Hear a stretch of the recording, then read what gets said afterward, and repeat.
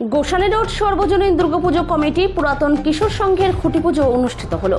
বৃহস্পতিবার এক অনুষ্ঠানের মধ্য দিয়ে খুঁটি পুজো হয়। এদিন সেখানে উপস্থিত ছিলেন উত্তরবঙ্গ উন্নয়ন মন্ত্রী উদয়ন গুহ, তৃণমূল নেতা বিষ্ণু কুমার সরকার, বিশু ধর ছাড়াও পুজো উদ্যোক্তাদের সুব্রত মুখার্জি, অজয় সাহা প্রমুখ। এবছর কিশোর সংঘের ৫৮তম বর্ষের দুর্গাপুজোর থিম ইচ্ছে ডানা বলে জানা গেছে। স্বাভাবিকভাবেই এই পুজোকে কেন্দ্র করে দিনহাটা উৎসবের চেহারা নেয়। তার প্রস্তুতি শুরু হয়ে গেল এদিন। পুজো উদ্যোক্তারা জানান, এই সমাজে মহিলারাও যে স্বাধীন সেটাই পুজোর থিমের মধ্য দিয়ে তুলে ধরা হবে। বিশিষ্ট শিল্পী কলকাতার সুব্রত মুখার্জি এই থিমকে ফুটিয়ে তুলবে। উত্তরবঙ্গ উন্নয়ন মন্ত্রী উদয়ন গুহ বলেন, দিনহাটায় গত কয়েক বছর ধরে বিগ বাজেটের পুজো হয়ে আসছে। এই পুজোগুলির মধ্যে গোসানি রোড সর্বজনীন দুর্গাপুজো কমিটি পুরাতন কিশোর সংঘের পুজো অন্যতম।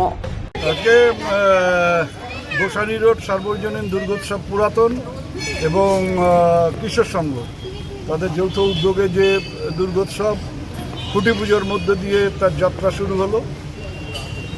আমি এখানে উপস্থিত সবাইকে শুভেচ্ছা ও অভিনন্দন জানাই।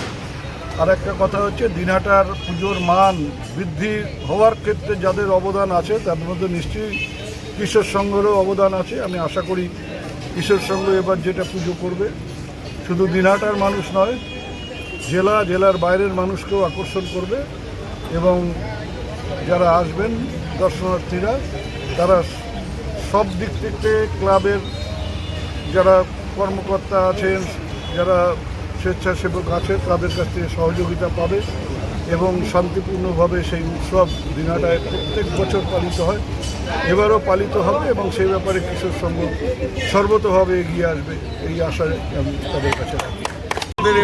আমাদের এবার গোসানি দুর্গাপূজা কমিটির আমাদের এবার থিম ইচ্ছে ডানা। আমাদের এটা পরিকল্পনা করছেন শিল্পী সুব্রত বন্দ্যোপাধ্যায়, কলকাতার একজন বিখ্যাত শিল্পী।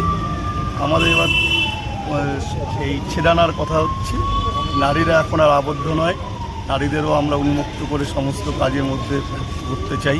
তারাও আমাদের সমাজের সঙ্গে থাকতে চান, তারাও সমাজের কল্যাণে আমাদের সঙ্গে হাতে হাত মিলে কাজ করতে যায়।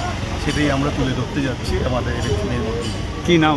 আমার নাম প্রশান্ত কুণ্ডু, দিনহাটা গোসানি রোড কিশোর সংঘের মধ্যে। কিশোর সংঘ